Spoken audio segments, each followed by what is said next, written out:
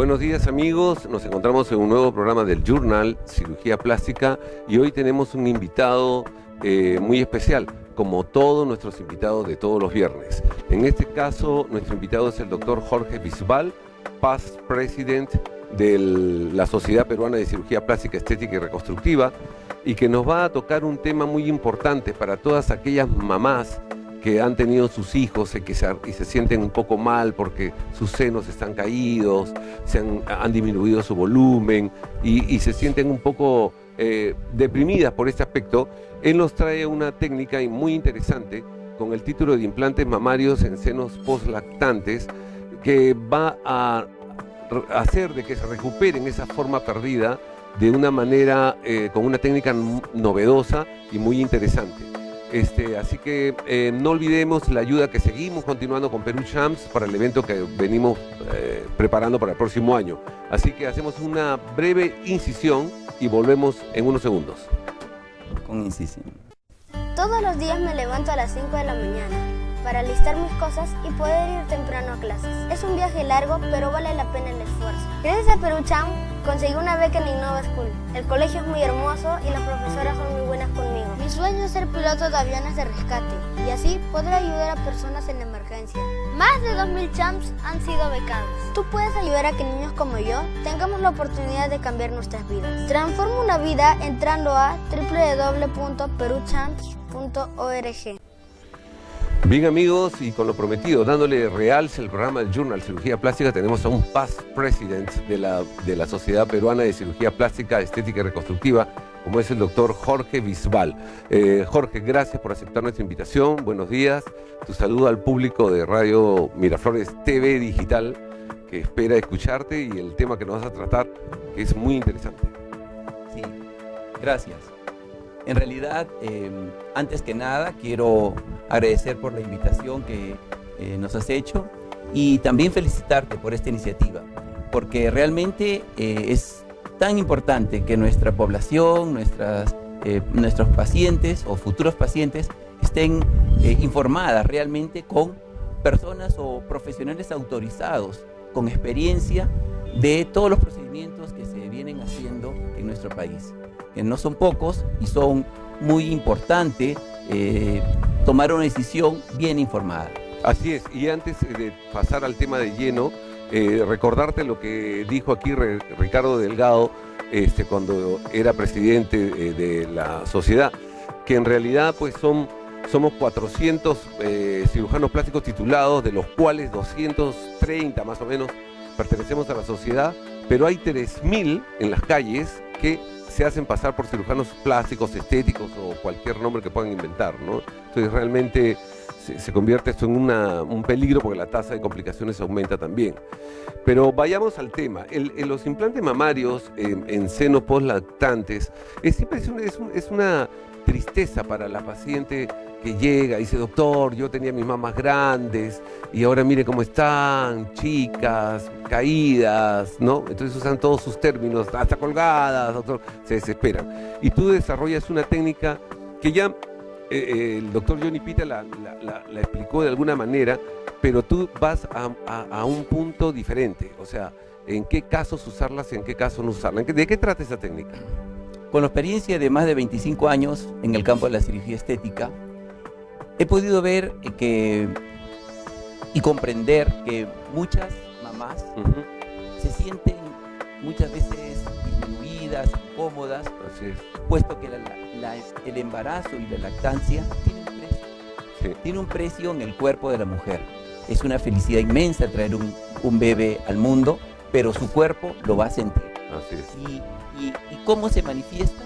Principalmente con el órgano que es el que brinda la alimentación a su hijo, que es las mamas. Así es.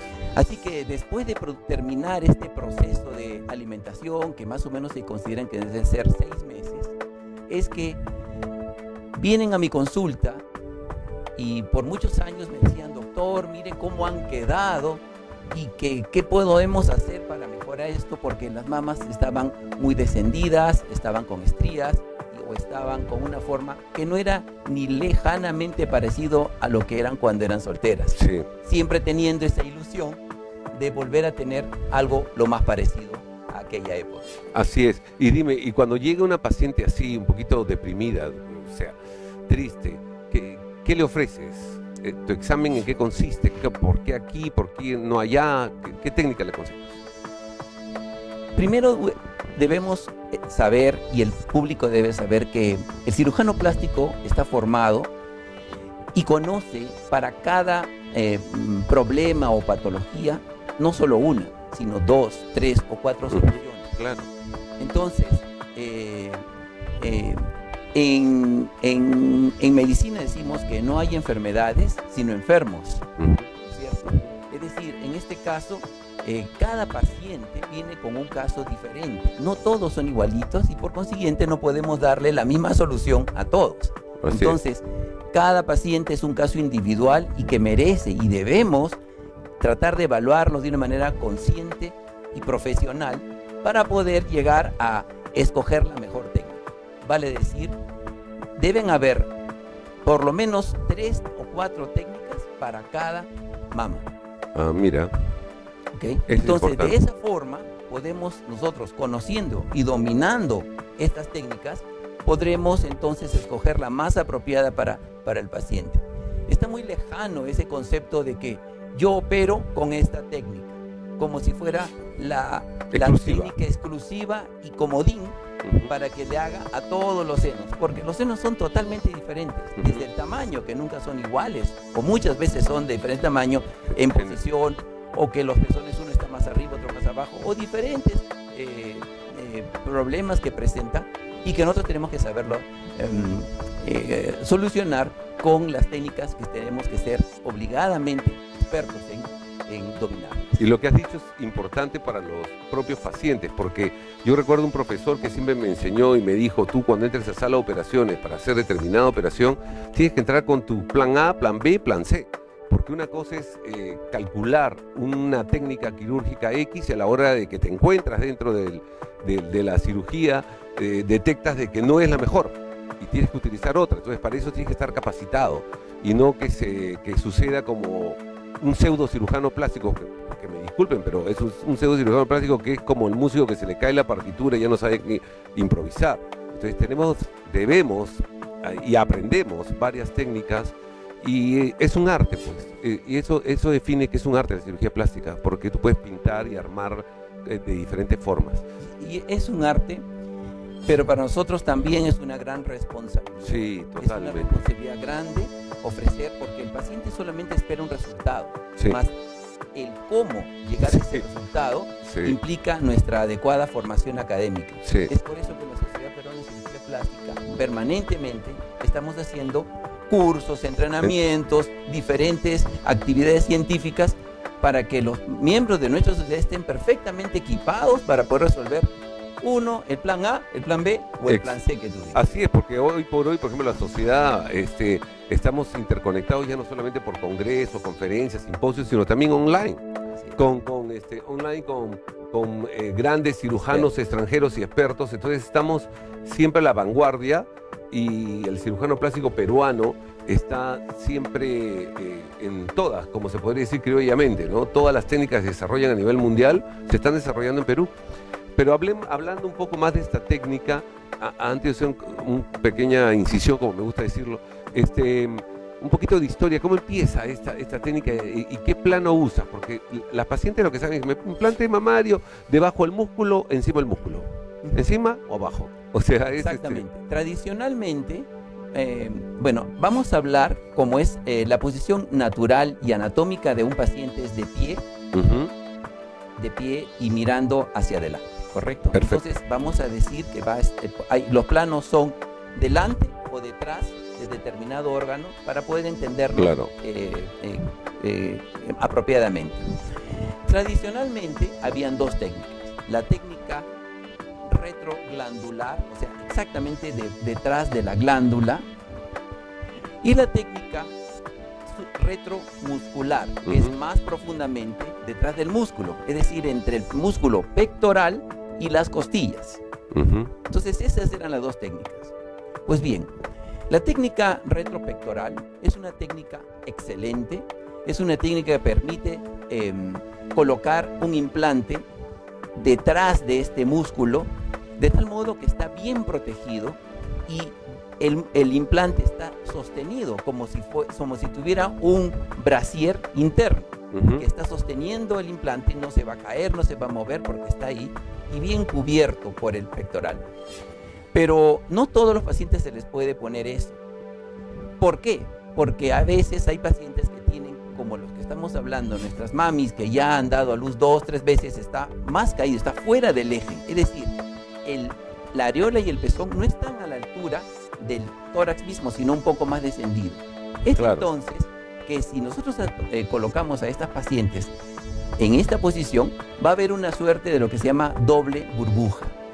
Es decir, la superficie del implante le va a dar un volumen e inmediatamente después, como no hay una conexión con la glándula que está descendida, va a haber otro volumen debajo y se va a formar la doble burbuja en el seno, lo cual es totalmente antiestético. Esa es una de las razones por las que tuvo que pensarse en otra alternativa y por eso se pensó en la retroglándula. La retroglándula es más adelante, se pone solamente detrás de la glándula, sobre el músculo. Es buena, es muy estéticamente muy bien presentada. ¿Por qué? Porque el implante se integra con la glándula, hacen un solo cuerpo y ya no produce esa doble burbuja. Pero hay un problema, y por eso es que empezó a desarrollarse esta técnica. ¿Qué lo sostiene? No hay nada que lo sostenga. En la anterior, como recuerdan, que expliqué que el mismo músculo sostenía el implante, pero en este no. Así que muy lindas están y bien armaditas, pero por algunos meses o quizás pocos años, para que luego por el mismo peso gravitacional van a caer. Y si salen embarazadas, peor. Entonces, eso nos hizo tratar de investigar y ver qué más. Y ahí viene el tema de la historia. Más o menos en el año, hace 10 años, aproximadamente en el 2006-2007, una doctora muy reconocida, Ruth Graf, de Brasil, hizo esta propuesta de utilizar el plano subfacial. El plano subfacial es algo como cuando ustedes tienen una pieza de carne de lomo, encima tienen una tela plateada, que es la que cubre al músculo, al lomo, y esa tela, cuando ustedes intentan cortarla, no se corta.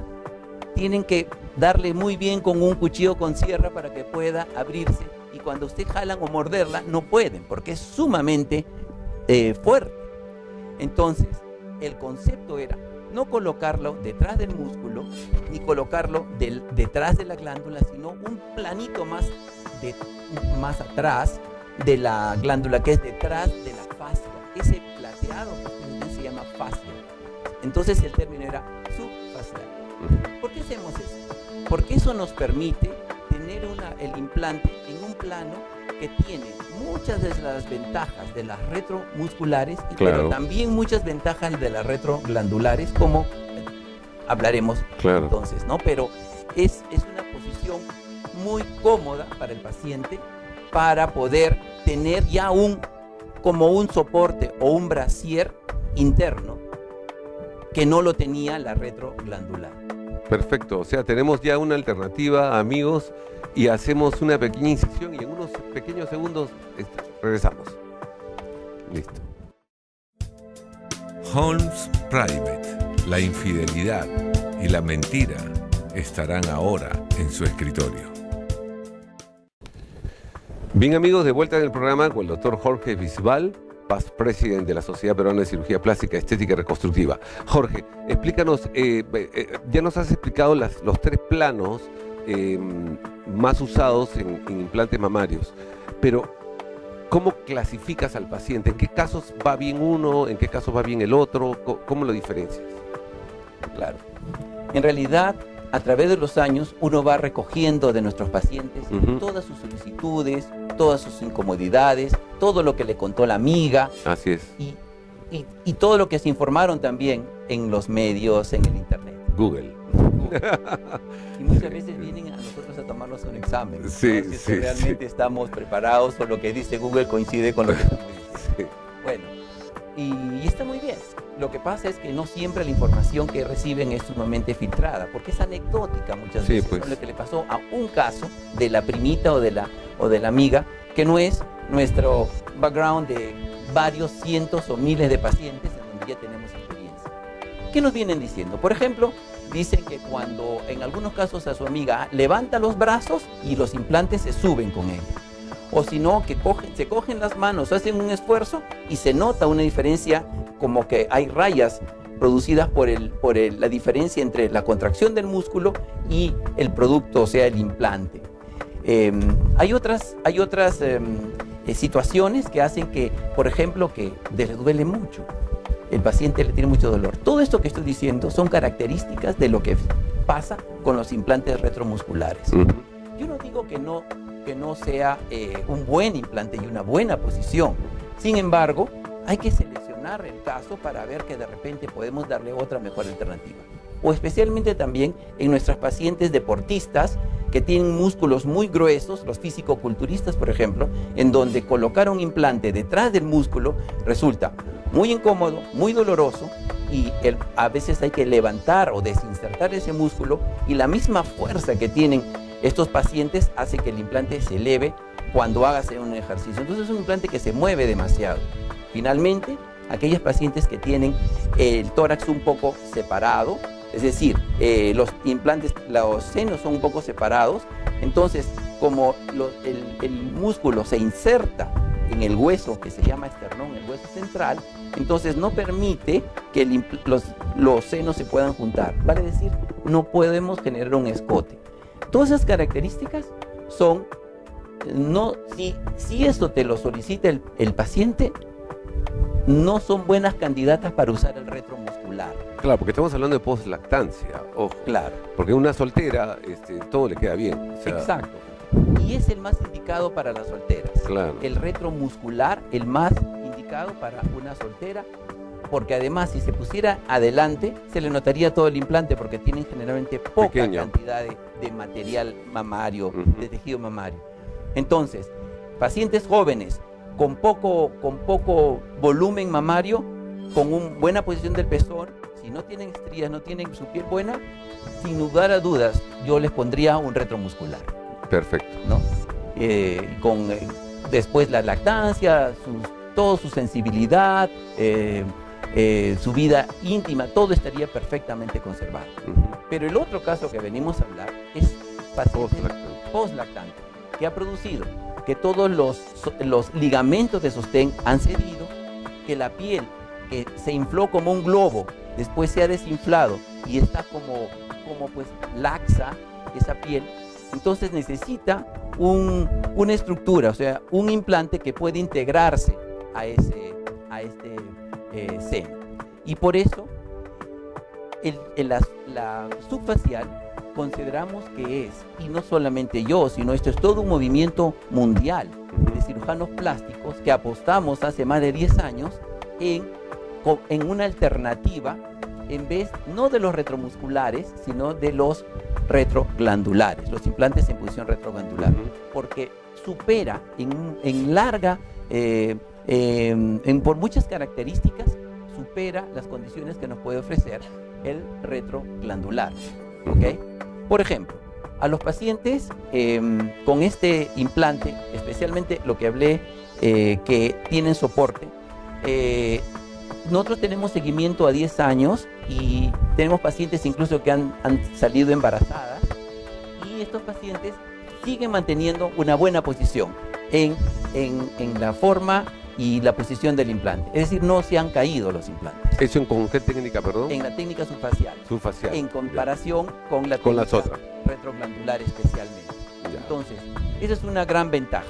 Segunda ventaja, que como no está dañando el músculo, porque el músculo no lo abrimos, solamente abrimos su fascia, Ujú. esa laminita rígida, dura, al paciente no se distiende el músculo, el dolor es mucho menor. Ujú. El dolor es mucho menor. Entonces el paciente a los 2 días ya está recuperado, está haciendo una tarea de oficina incluso nuestras pacientes hostes, que tienen un trabajo bien fuerte, que Sí. tienen que levantar maletines y ponerlos en la cazuela alta del avión. Y cerrar la puerta del avión también. Y cerrar.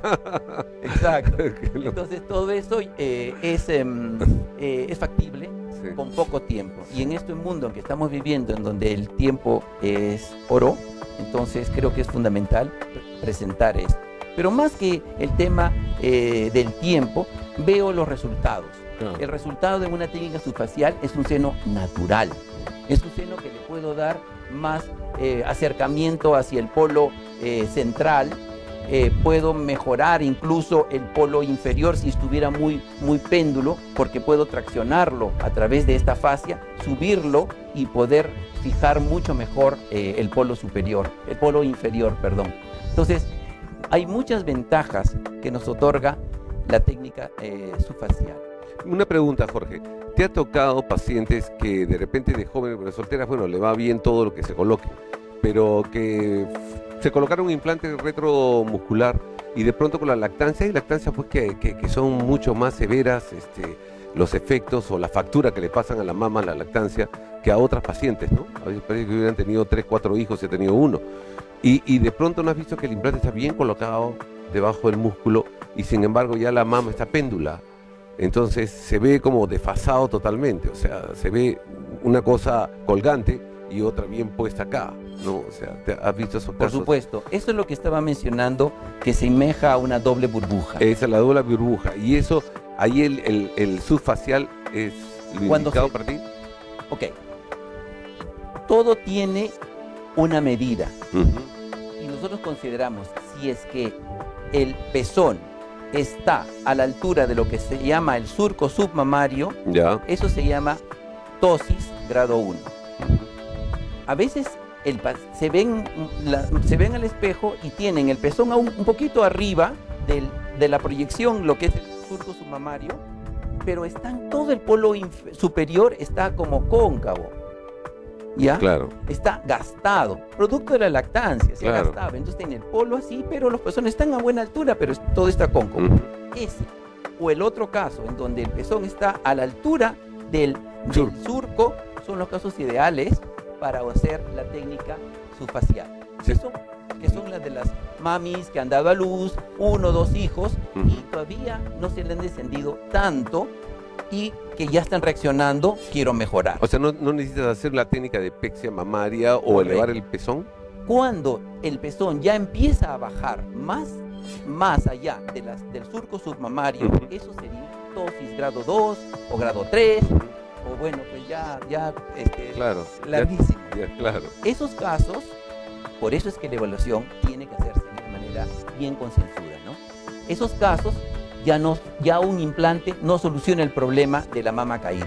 Claro. Esos casos hay que hacerle una operación que se llama mastopexia, que suena medio raro o difícil, pero básicamente es la suspensión quirúrgica de esa mama. Es como una naranja que se ha desgajado en una bolsa, se ha desgajado, y lo que hay que hacer es recomponer esa naranja y entonces va a subir, se va a compactar y hay que sacar piel. El costo de sacar piel es una cicatriz más extensa, que puede ser el círculo de la areola, la vertical y quizás una horizontal, dependiendo del tamaño. Y le colocas un implante. Le coloco un implante cuando la paciente, o sea, de esas que se caen hay 2 tipos. Claro. Unas que tienen poca mama Y otras que tienen y otras que tienen bastante mama. Sí, sí. Las que tienen bastante mama no les no aumento necesitan. nada porque ya está para Recuperaron su volumen. Correcto, solamente pero la suspensión va a disminuirle un poco el tamaño, pero Sí. de todas maneras tienen un buen tamaño. Pero las mamas que son caídas, tipo 2 o grado grosso, grado 3, caídas y encima con poco volumen, yo les digo, vamos a recuperar y tiene que haber como a la palta su pepa. Ujú. Si no tiene pepa esa palta, va a quedar pero toda así, Sí. por más que esté bien levantadita. Por Claro. consiguiente, siempre a esos casos que tienen seno pequeño y caído, lo mejor es hacer una mastopexia, como les dije, pero con un implante pequeño. Porque le da, exacto, porque le Pequeño. da tono. Le da el Le- tono, el le que da... le falta. Exacto. Y ahí sería subfacial también. Ahí no. Ya no. No. Generalmente cuando es una chiquita, lo ponemos retromuscular porque Ah, lo ya. que está haciendo básicamente es darle volumen nada más. La forma, todo ya se hace con la reconstrucción de la mastopexia. Ya, perfecto, perfecto. Amigo, vamos a ir a una pequeña incisión nuevamente y regresamos para ver qué tipo de anestesia, complicaciones hay, para que no le tengan temor a esta técnica que es excelente. Ya volvemos. Todos los días me levanto a las 5 de la mañana para alistar mis cosas y poder ir temprano a clases. Es un viaje largo, pero vale la pena el esfuerzo. Gracias a Perucham conseguí una beca en Innova School. El colegio es muy hermoso y las profesoras son muy buenas conmigo. Mi sueño es ser piloto de aviones de rescate y así poder ayudar a personas en emergencia. Más de 2000 champs han sido becados. Tú puedes ayudar a que niños como yo tengamos la oportunidad de cambiar nuestras vidas. Transforma una vida entrando a www.peruchamps.org.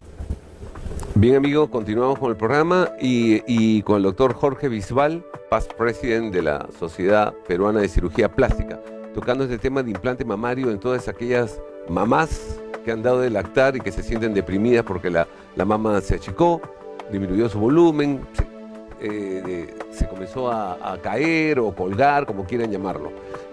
Jorge, dime, cada técnica tiene su pro y su contra, y por eso siempre uno debe tener plan A, plan B, plan C, todo, la mayor cantidad que pueda. ¿Podrías hablar un poco de la diferencia entre los pros y contras de cada técnica?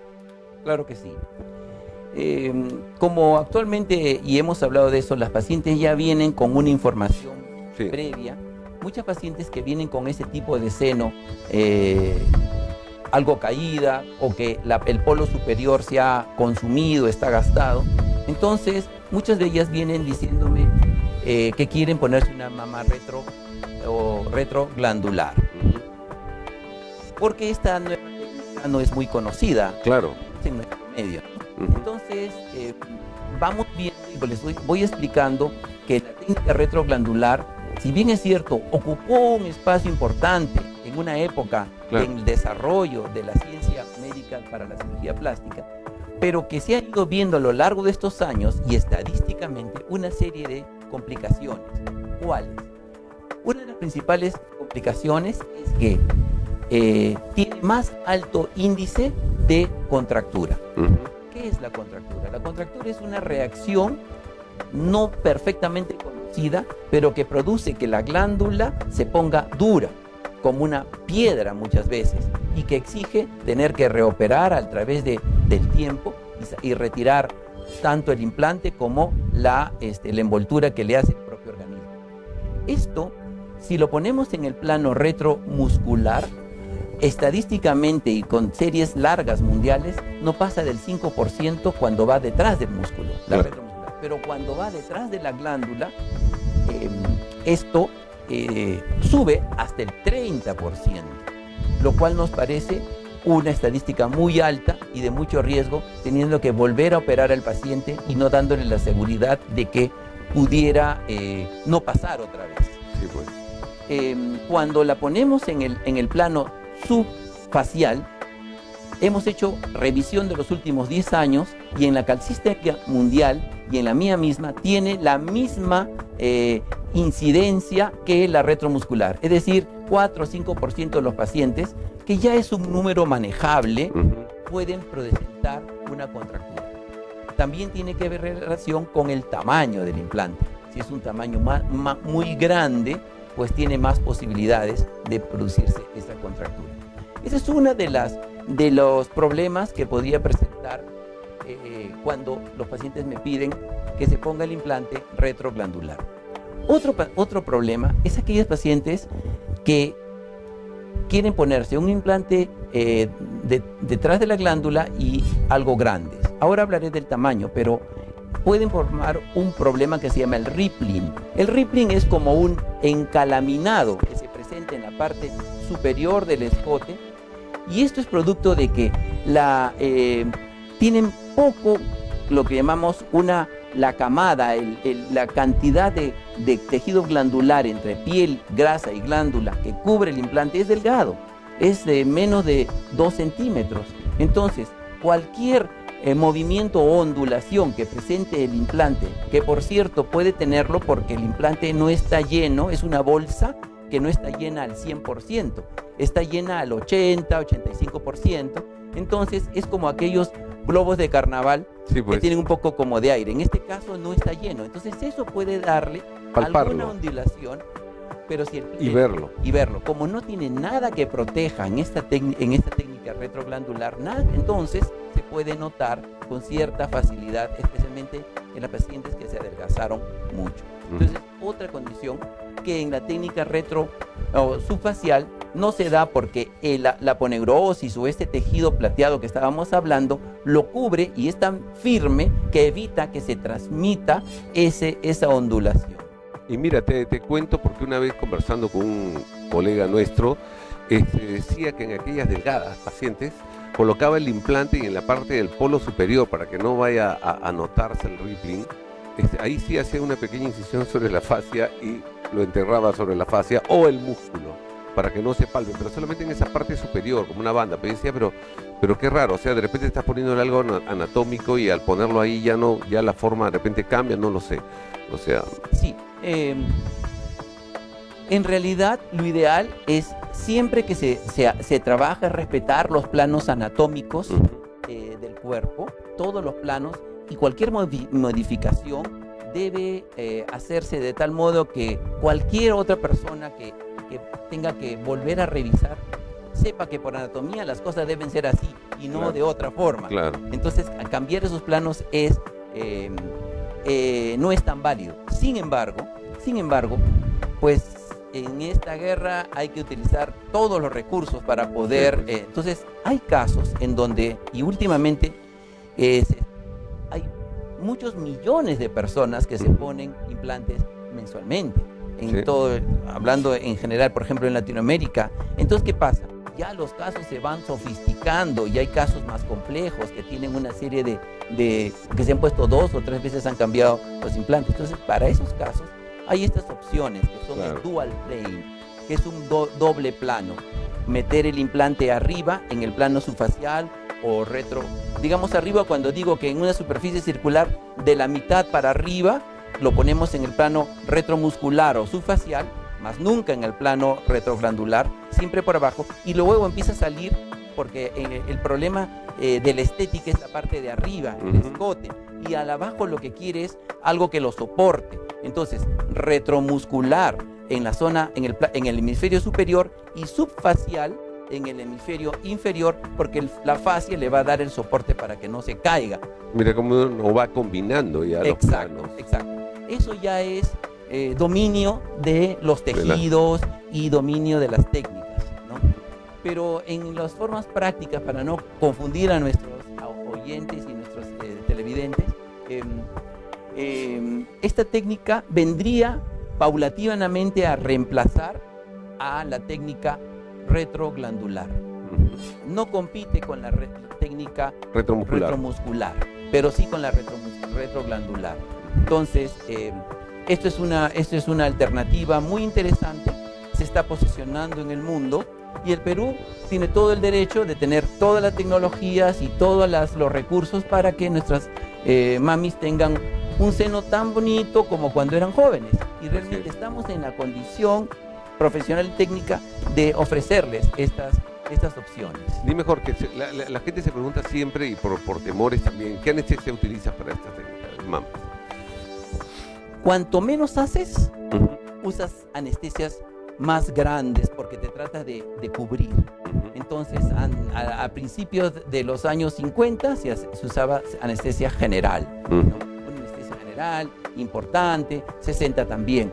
Pero luego ha ido superándose estos impases y después fue la técnica peridural también, ¿no? Para que llegue hasta la parte alta, que es una peridural alta, se llama, ¿no? Que es esta agujita que se pone por la espalda, como para las cesáreas.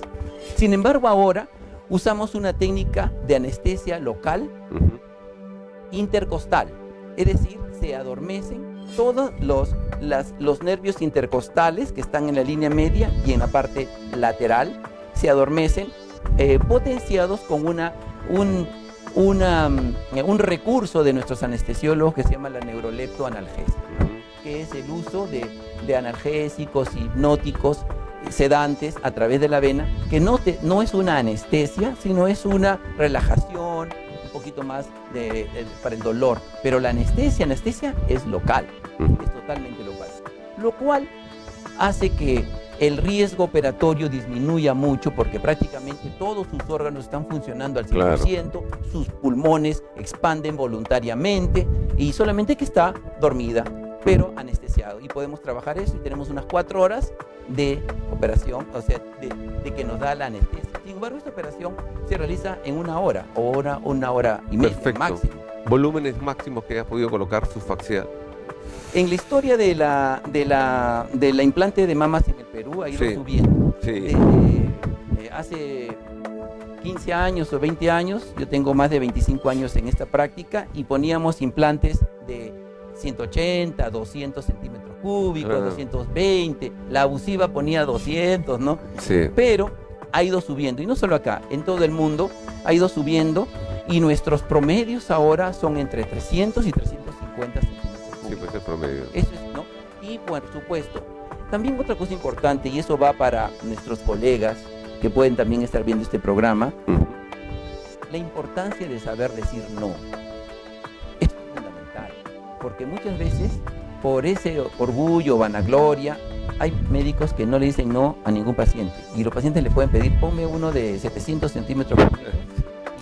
Y los hay, pero hay que mandarlos a pedir exclusivamente porque no son tallas comerciales. Pero se lo ponen sin saber que le están creando todo un problema al paciente, desde estrías en la piel por una distensión, una expansión exagerada, o también dolores de columna o dolores de todas las articulaciones, porque el eje de sustentación del cuerpo ya no está a nivel posterior de columna, sino adelante el eje hacia el peso de 1,5 kilos adelante, entonces se va a curvar y va a producir una serie de alteraciones.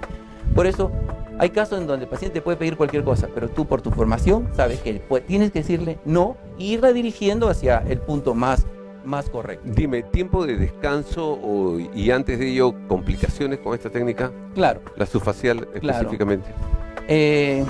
No tenemos una técnica ideal, ningún caso es técnica perfecta, y esta tiene, yo diría, viéndolo desde el punto de vista positivo, que extrae lo mejor de una y lo mejor de la otra.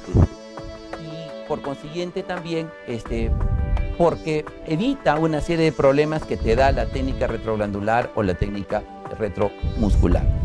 Específicamente esta técnica requiere una curva de aprendizaje un poquito más larga. Va a decir que tiene que haber, pues, por lo menos unos 3 meses de entrenamiento, haciendo unos 2, 3 pacientes a la semana para que tengan un número significativo de casos. Esa es la curva de aprendizaje hasta que sientan que ya dominaron el caso. Ese es uno. Segundo, que como estamos levantando la fascia del músculo, y eso ustedes pueden imaginarse, pues igual, ¿no?